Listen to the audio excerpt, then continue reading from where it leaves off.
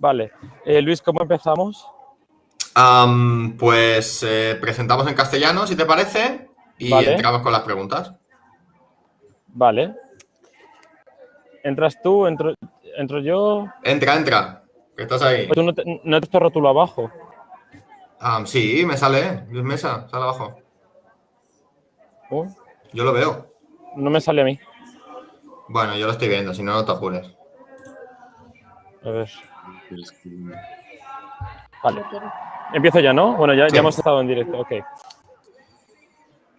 Hola, replicantes, muy buenas a todos. Estamos, ahora sí que sí, en el centro de prensa de Eurovisión 2021. También estamos en Barcelona, al otro lado de la pantalla. Y también, a unos metros, no sé cuántos, pero tenemos a los representantes de Ucrania, a los integrantes del grupo GoA, que representarán a su país el sábado con la canción Shum y se clasificaron desde la primera de las semifinales, suponemos que en un puesto bastante alto porque fue una actuación bastante hipnótica que dará y dio que hablar. O sea que welcome to our interview, guys, from GoA, Ukraine.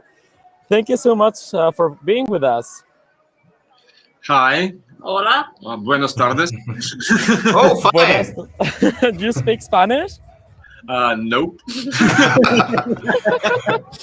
So, first of all, how do you feel? You qualified from the first semi-final on Tuesday night. What are your first impressions?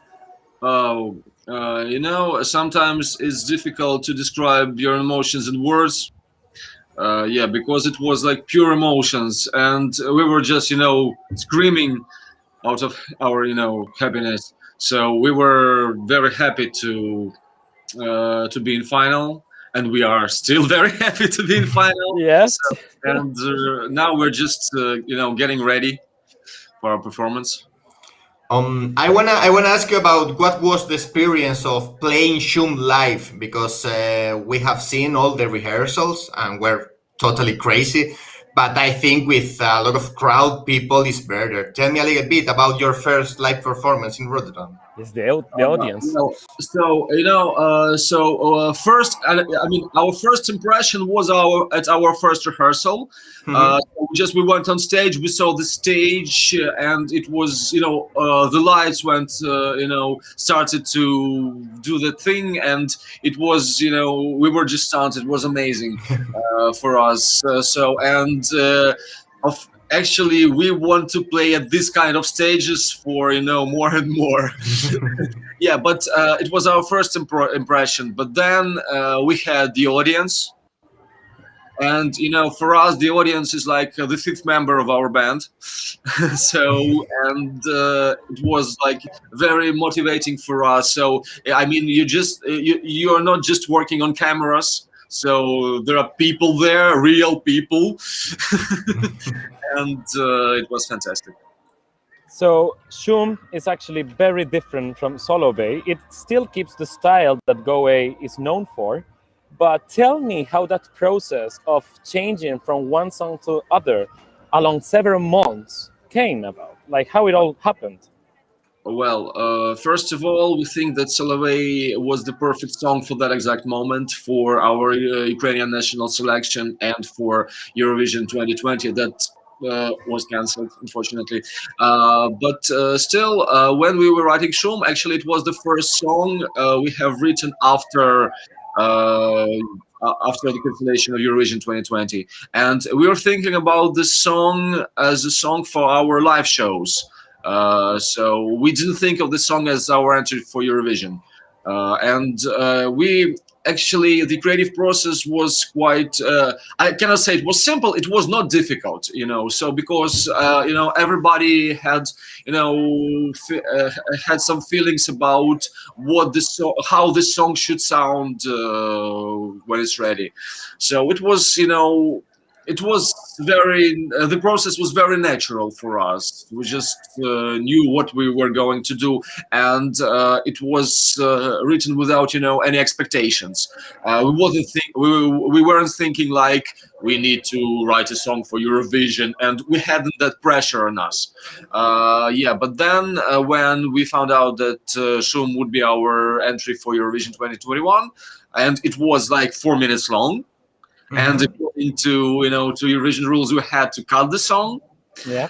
and we liked the song just the way it was. So we were thinking about why should we change the song if we can do, you know, a sequel, like a Shum episode 2. So we left just our Shum episode 1 just the way it was, and Kate fully rewrote the lyrics.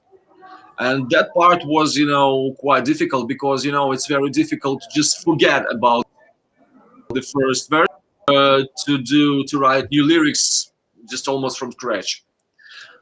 So that process was rough, but still I think that Kate did it perfect. Yeah. So I suppose it has been a complicated week with all of those doubts about Katarina's health. We have already seen that you are 100% to surprise Europe in the final, but how were those hours of tension with that? Well, we were a bit nervous, of course, but still, so Kate wasn't like, you know, very sick. But just, you know, there are health and safety issues. I mean, right now at Eurovision, and you know, even if you catch just, you know, just a little bit of cold, you have to do a PCR test. So, and we were waiting for the results of the test like for a day. And of course, we were a bit nervous about whether it should be negative or we don't know. So, and of course, we were very happy about the results of the test. So, and right now, okay, okay. I'm okay. Yeah. Fine. Yay. We already noticed. Seeing your rehearsal and your live performance on Tuesday, you are ready to rock Europe. I'm completely sure. Yes, I mean, my question is linked to my colleague's question as well. Were you happy with the outcome of the stand-in rehearsal? Yes. Yeah, we were. Yeah. How did you find yourself reflected on her, Katya? Excuse me? Like if Katarina feels reflected on her on the stand-in that's sung for her in the second rehearsal. In a way. Як то тебе вплинуло те, що на другій репетиції тебе не було, щоб була Емі? Ну, це на мене вплинуло тим, що я запиталась, коли бути камерою маю дивитися. Well, actually, the main issue about that was for Kate was that she had to, you know, to find out which camera should she look at because there are many of them, and it's, you know, it's very important. So, and that was it. But since then, how many? Not how many, how much have you been following the protocols and the safety measures that every delegation, as in a bubble, as they should be in a bubble, because you are actually in your hotel, from hotel to Ahoy. How are you following the whole situation? Well, of course, you know, so due to all those restrictions, we have to stay in the hotel and just, you know, see the Rotterdam through our bus's window. But still, you know, we understand that there are those are necessary precautions for Eurovision to, you know, to happen in the first place. So of course, so we stay in the hotel. We're wearing masks. We're keeping social distance and everything like this. So, and actually, when we found out that Iceland won't be participating live in the final, we were, you know, it was like a very unpleasant thing for us because Iceland is one of our favorites, and it was, you know. Talking about favorites, who else do you have as a favorite? All of them. Cool question. Good answer. It's, you know, it depends on one's musical taste. It's very difficult to say that. Well, we have some favorites. I mean, in our band, all of our members have just different musical tastes. So, for example, for Kate, it's if I'm not mistaken, it's John Steers from Switzerland, And Montaigne, Romania. Romania, Roxanne from Romania, Montaigne. Yeah, Montaigne from Australia. For me, is like for me, my favorites are the Roop from Lithuania. Yeah, for our woodwinds player, his favorites are Blind Channel from Finland. So Yeah, so I mean, we have just totally, different musical taste in a way. But the thing that connects us is our, love for Ukrainian folk music. So that's why we're Um, here. you have talked about Montaigne. We saw you giving support in your press conference after the first semi-final. Have you ever had the opportunity of talk with her about their experience in Australia? Actually, we hadn't had a chance to talk to her. I mean, online or something. But we are on Twitter, and she is on Twitter, and we're just a little bit twitching each other about everything that's happening right now, and we were thinking about maybe a possible collaboration with her. Yeah, so. Who knows? I mean, the life doesn't end on Eurovision. It goes on, For and sure, for sure, and that could be an amazing collab. So we are looking forward to that. Yeah, definitely. I don't know, because I really want to go back to the topic of the staging and the performance that you're gonna give. How did you guys build up the whole thing? Can you explain to us each element on the performance, like the whole structure? Even Katerina herself, how she performs that side, it's very mysterious. How Kate is connected to you guys in the band, because every of you play a different role. We play different roles, but we are connected with one thing that's happening on stage. So our stage performance is basically the continuation of our song story. And we have this beautiful team we were working with on our live performance, and so we thought about the recreation of the original folk dance on stage, but with some modern additions. So on stage, we're trying to combine, our ancient Ukrainian mythology with modern cyberpunk. I mean, our song is about the awakening of spring, and is based on the folk song and dance, and it's like a ritual of summoning spring. And Kate on stage, Kate has this green fur coat, so it resembles green leaves. In spring, and we are like pilgrims that are just going from the past to the future and sowing joy and happiness. So Luis, did you have another one to summarize. I want to ask you about your daily routine in Rotterdam. We have a very busy routine here in Barcelona and other in Rotterdam too. But I want to know about your routine since you wake up until the end of the day. what do you Oh. do backstage? First of all, every day is different because of course, yesterday it was just pure relaxing because we needed some time to regenerate, just because the first semi-final was quite rough for us. It's quite exhausting, but still very interesting and amazing. Every day, so we hang out in the hotel. So we have borrowed an acoustic guitar. So we can just jam, and actually we have taken our sound cards, microphones, and laptops with us from Ukraine, so we can start writing songs here if we have an inspiration, and we have it here all the time because being here is best time of our lives despite all lockdown and restrictions. So we wake up and we just rehearse, jam. We have a recreation area. We have air hockey. Yeah, and so when we have spare time, we just watch movies or something. Try to sing some traditional songs just for fun. Make music, as I said before. So something like this.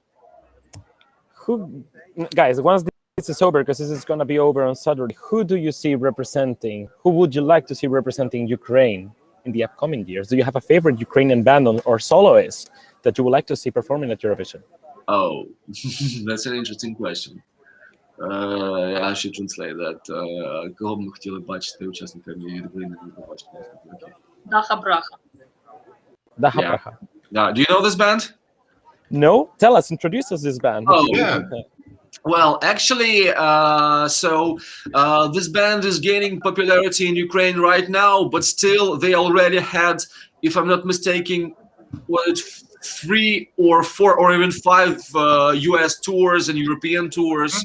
Yeah, and they performed at Glastonbury Festival and many other, big European and American festivals. So they are like, they call their style ethno chaos. So they're also, playing and singing Ukrainian traditional folk songs, but mixing it with, with different world music, even a little bit of jazz and something like this. You should hear that for sure. And actually, their music was used for commercials starring David Beckham. It was. Yeah, it was used for one of the TV series, Fargo, if I'm not mistaken. Yeah, and so their music is very interesting and very, intense. And they have, if they would want to participate in Eurovision as Ukraine's entry, that would be great. Cool. Tell us about, last but not least, your next album. Somebody has told me that you're releasing an album pretty soon. We don't know yet whether it shall be an album or maybe an EP. Okay. So we have a bunch of songs right now that are not released. Actually, we presented 3 songs to the jury at our internal selection this year in Ukraine. And since that time, many people have asked us about when would we release those songs. I think it would be just a couple of months after Eurovision, and we want to do a concept release. I mean, it would be several songs connected with one idea. And our song Shum will be like chapter 1 of this idea. So it will be like a book. So, Luis, I think it's time to close. I think the guys should leave us now to have some rest, right? Well, not to rest. We need to do our PCR tests. No, we go to test. Yeah. Rest. We'll go to test. You're testing now. Yeah. Yep. Okay. So good luck. Good luck for all things, and we are very happy to be here with you. And let's see you in the final. We wish you a lot of success. I don't know which place will Ukraine get tonight, because tonight the running order for the final will be announced. Which one do you like to get? We'll see. I don't know. So we know that we will be at the second half of the final. And which place will it be? We'll see what happens. Oh. Yeah, that's a great song to close the final. Eh? It could be amazing to close the show. Like a headliner?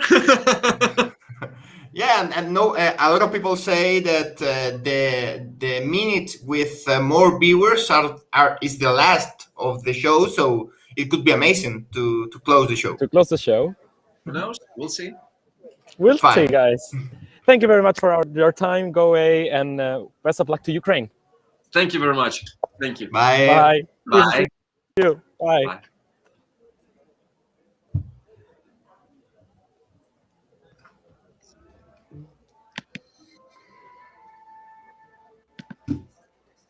Pues estas eran las palabras de nuestros compañeros, como si fueran aquí.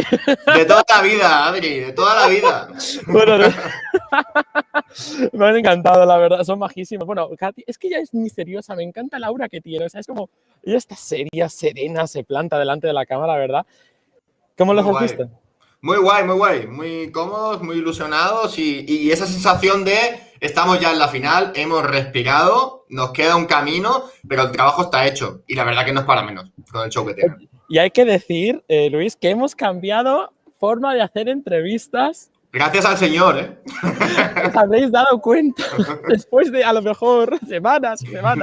Y tengo que decir también que si queréis haceros un test de COVID, tenéis que viajar, tenéis que meteros en un avión y tenéis que ir a algún lado y por alguna necesidad o por algún amigo o tal, Labs Logs es, vamos, orito puro, el certificado en menos de 24 horas, con los resultados. Vamos, que hasta a mí la chica del aeropuerto, a la hora de embarcar, me dijo, es que nadie me lo ha traído tan perfecto. Pues vale, ya sabéis dónde acudir si queréis tener los resultados pronto. Bueno, Luis, pues nada, nos despedimos, ¿no? Claro que sí, dejaremos la línea abierta para todo aquel que se quiera pasar por aquí y charlemos un rato. Y nada, a disfrutar, a darle al máximo desde allí. Y yo aquí te hago la cobertura, te cubro la espalda desde España, que no se mueva nada, que esté todo ordenadito. Gracias. Pues nos despedimos, cerramos en la entrevista con Ucrania y nos vamos viendo por el canal de YouTube. Muchas gracias por vernos. Hasta luego. Un saludo.